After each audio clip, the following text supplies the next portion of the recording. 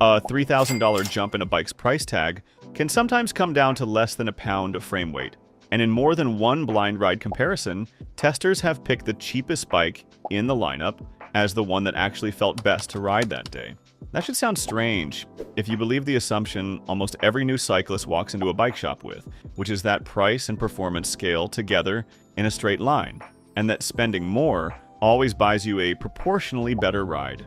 That assumption isn't crazy on its face. In most categories of consumer goods, more money usually does buy meaningfully more, and a lot of first-time buyers walk into a shop expecting road bikes to work the same way, treating price as a reliable shorthand for quality across the entire range.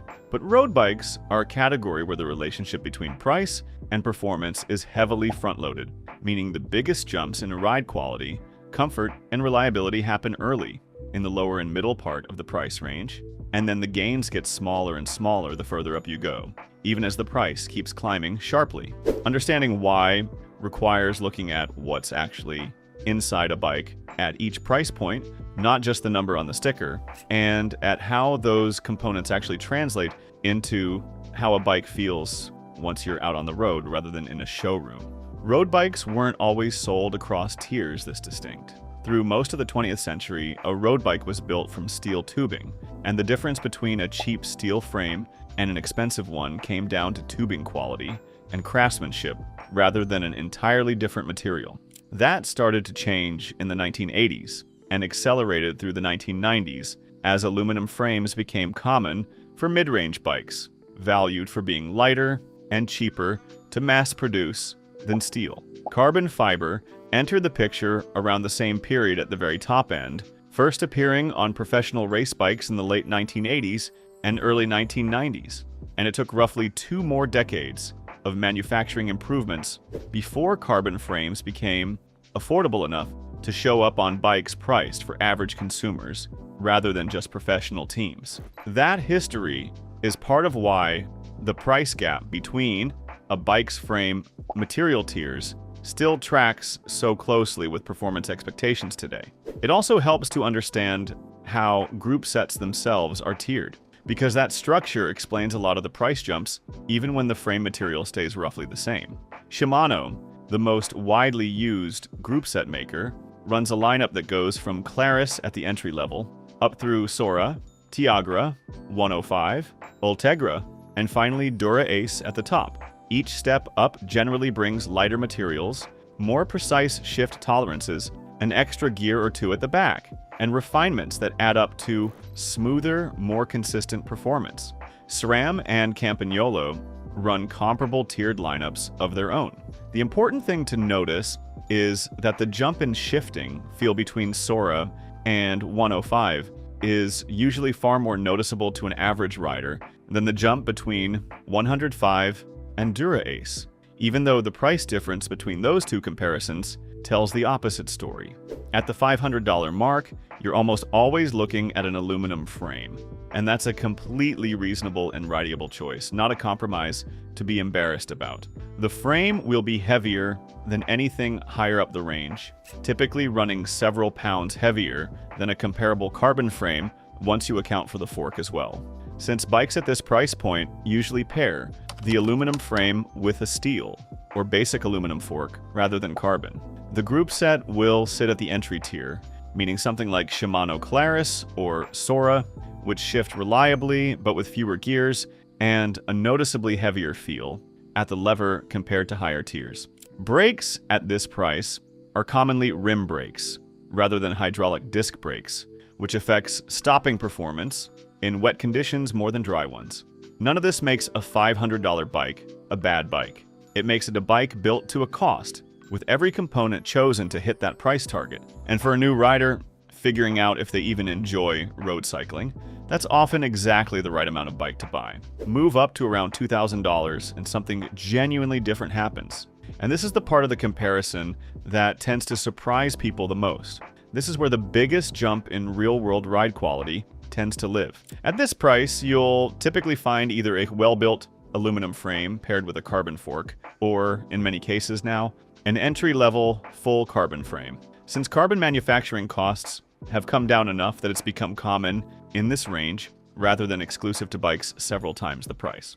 The group set usually lands at Shimano 105, or a comparable tier from SRAM or Campagnolo, and 105 in particular has built a reputation over the years as a genuine sweet spot, offering shift quality and reliability that's remarkably close to the flagship group sets sitting 2 or 3 tiers above it.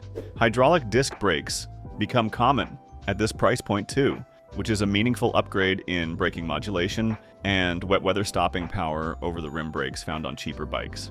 Wheels see a real upgrade as well, with better bearings and slightly lighter rims than the entry-level bike, though still well short of what you'd find at the top of the market. Before we get into what happens at the very top of the price range, it's worth pausing on why that $2,000 tier matters so much, because it's genuinely the range where most of what separates a decent bike from a great-feeling one gets resolved. And that's exactly the kind of buying advice we spend time breaking down here on All About Cycles. So if you're in the middle of shopping for your own bike, sticking around means you'll see the rest of these comparisons before you have to guess.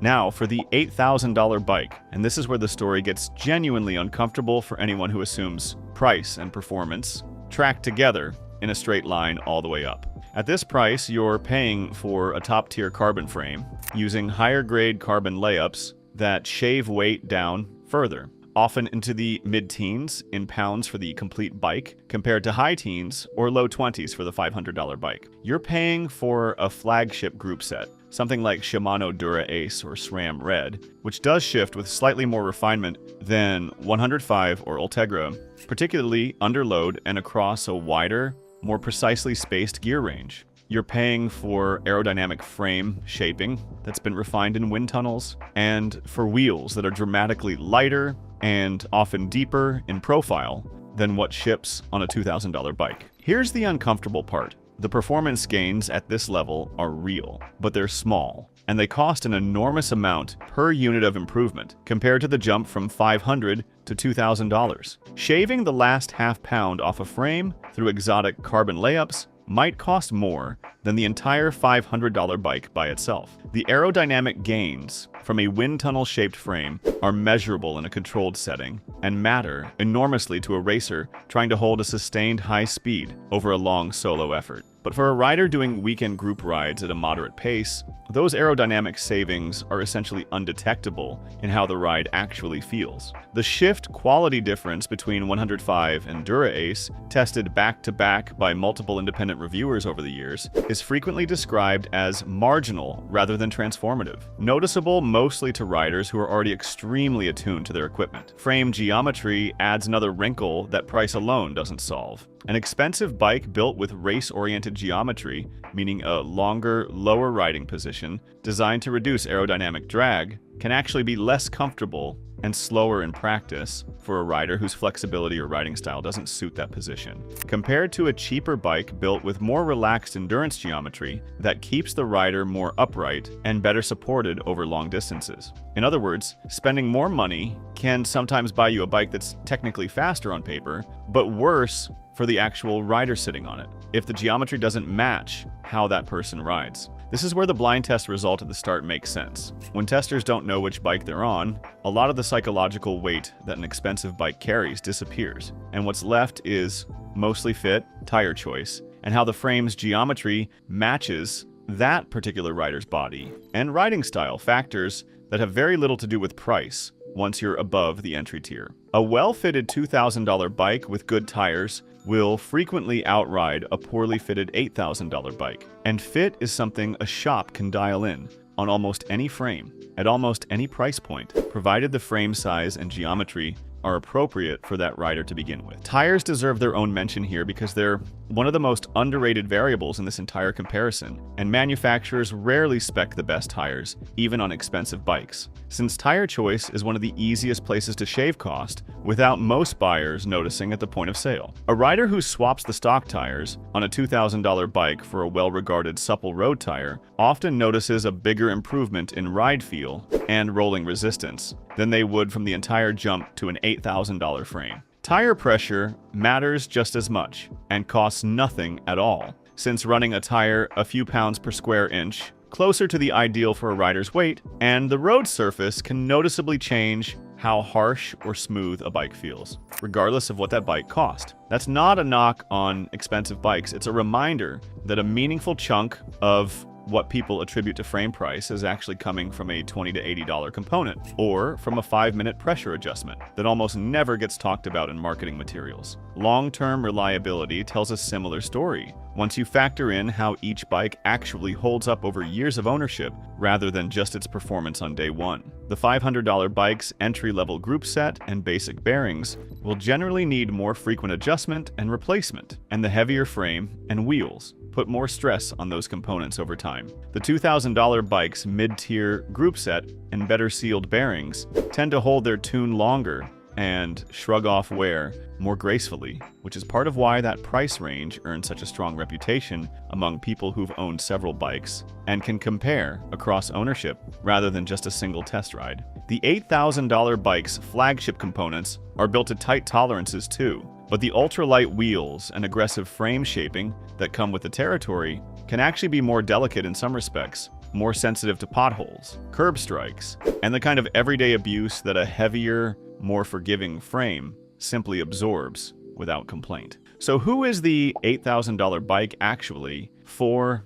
if the gains are that marginal for most riders? It's genuinely the right purchase for competitive racers, particularly those racing at a level where finishing times are decided by seconds and where the rider's own fitness has already been optimized to the point that equipment becomes the next lever worth pulling. For that narrow group, the weight savings, the aerodynamics, and the slightly crisper shifting under race day fatigue are worth real money because the margins they're competing in are that thin. It's also a legitimate purchase for riders who simply have the budget and want the best available equipment for its own sake, which is a completely valid reason to buy something, even if it's not the reason a marketing department will lead with. For nearly everyone else, the honest verdict is that the $2,000 tier represents the strongest value in the entire lineup, delivering the large majority of the ride quality, reliability, and comfort improvements that separate a mediocre bike from a genuinely good one at a fraction of the cost of the flagship option. The $500 bike remains a perfectly sensible entry point for someone who isn't sure yet how much they'll ride, and it will absolutely get a new cyclist through their first months or years of riding without holding them back in any way that matters at that stage. The $8,000 bike isn't a scam, and it isn't overpriced for what it is. It's simply chasing a much smaller set of improvements at a much steeper cost, and that math only makes sense for a specific kind of rider with specific goals. None of that means there's one universal winner sitting at the $2,000 mark for every single rider, because the right answer still depends on how seriously you race, how much you value having the lightest possible equipment, regardless of measurable benefit, and honestly, how much you simply enjoy owning nice things, which is a legitimate part of this hobby for plenty of people. What the comparison does prove is that the assumption baked into most bike shopping that more money reliably buys more performance in a straight line breaks down hard somewhere around the middle of the price range,